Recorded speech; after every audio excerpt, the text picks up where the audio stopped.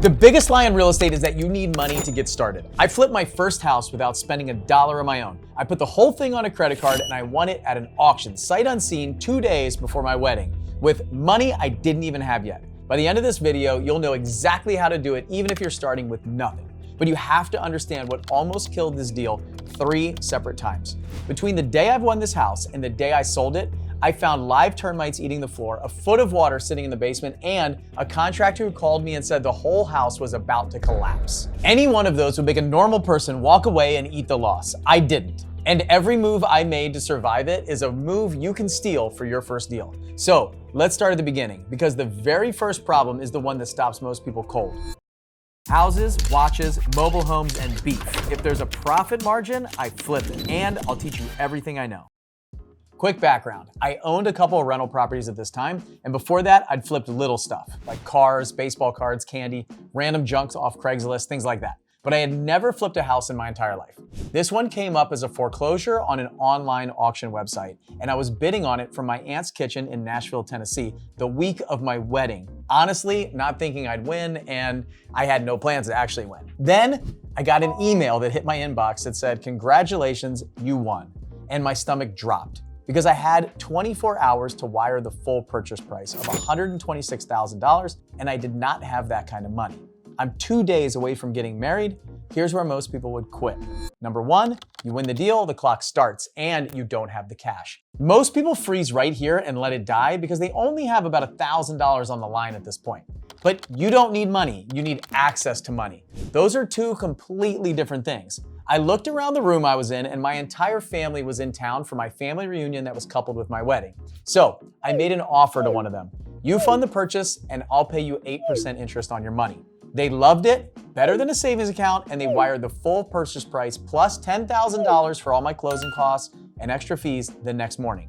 They were happy, I got my house. That's not luck, that's a money stack. And you can build one with anyone who has cash sitting idle. But that money only covered buying the house. I still had to fix it up and renovate a house that I had never seen, and I was dead broke. So here's the move that made the whole thing possible. I opened a 0% interest credit card, and the plan was to run the entire renovation project through it. Here's exactly how you do it, and it's simpler than you think. Every 2x4 and every bucket of paint from Lowe's or Home Depot goes on that card. You find a general contractor who takes credit cards and invoices you through QuickBooks, so his labor can go on it too, and all of his subcontractors. You can even put the utilities of your house on a credit card. You can control a 6-figure project with almost none of your own cash. But that 0% interest is not free money. It's a countdown clock. The interest is turned off for a set period of time, and your whole job is to sell it and pay off the balance before the clock runs out. Mine happened to be 12 months, which I was really excited about. Interest-free credit card for a year. Remember this point because it comes back at the end, and it's the difference between a profit and a disaster. The plan was perfect. Then I flew back to Maryland from Tennessee, opened the front door of this house I had just bought, and it fell apart in about 10 seconds. I looked down at the doorway, and right there are active live termites eating the hardwood floor. Right there, chewing up wood while I'm standing right on it. Next, I go down to the basement. There's a foot of standing water in the basement. I had no idea where it was coming from or how to get it out of there. And every bit of the electrical in the basement for the boiler and the air conditioner is sitting down there in a foot of water. I'm at the top of the stairs thinking, I am not going down there. I will get electrocuted. I killed the power to the whole house and tried to figure out what to do next. And here's where the next set of people would quit. Sight unseen, you walk into the house and it's termites in a flooded basement you can't even stand in. On a flip, the problems are the margin. This was a foreclosure at an auction. It was dirt cheap for one reason. It was ugly and it needed work. The discount I got already had these disasters priced into it. So when I find a problem, I'm not seeing a reason to quit. I'm seeing the exact thing that scared everyone else off and made it cheap enough for me to win this auction. So I rebuilt my budget, around $40,000 at Rehab. All on my credit card was my plan, and I got to work. And then I got a phone call at my day job that made termites in a flooded basement look like the easy part. At the time, I was a Navy test pilot. I was stationed at Patuxent River, Maryland. I'm at work and my phone rings. It's the HVAC guy that I had hired to go over there and take a look at the HVAC system in the basement.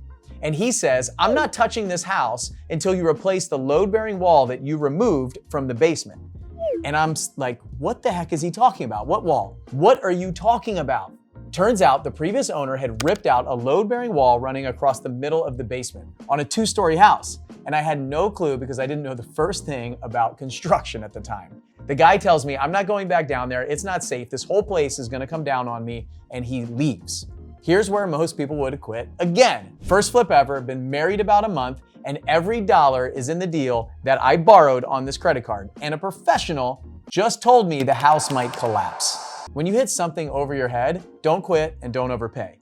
Get cheap expertise fast. I didn't hire an emergency structural crew for 20 grand, an engineer, anything like that.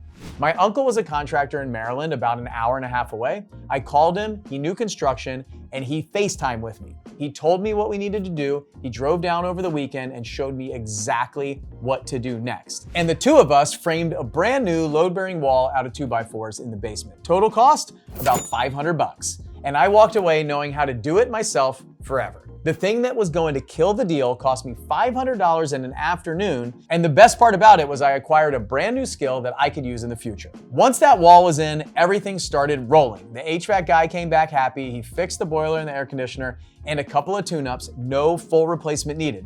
Termites treated the whole house for about $700 for those termites that I found, and I found where the water was sneaking in. It was just erosion by the back steps, and I sealed it for almost nothing. New floors, fresh paint, kitchen removed and replaced, bathrooms refinished, rewired the basement myself, and I did a big chunk of all of this on my lunch break and my weekends. 6 months from purchase to sale, and the before and afters looked amazing. So then I list it, and here's where that countdown clock comes in. 4 months from purchase to construction being completed, and the before and afters looked incredible. Then I listed it, and here's where the countdown clock pays off. It's sold in about 2 months for $243,500. Your exit has to beat the 0% interest clock. I sold and paid that car off in full before a single dollar of interest ever hit. If I had sat on this house for over a year, the interest would have eaten the entire profit potentially, and this whole thing would be a different video.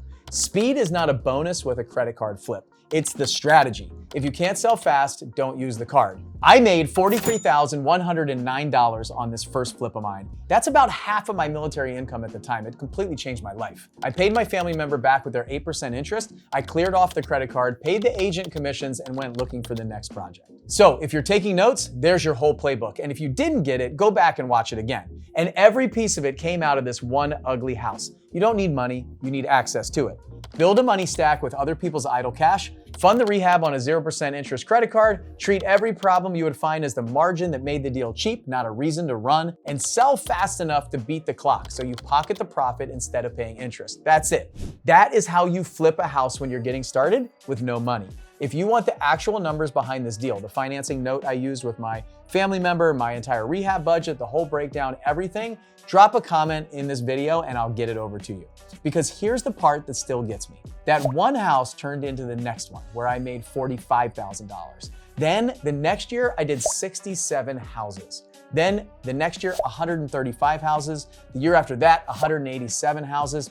And since then, I've been doing about 200 houses a year. It all started with this one little flip off a credit card and a house I had never seen. So I want to know, of everything I just walked you through, which moment would have made you quit?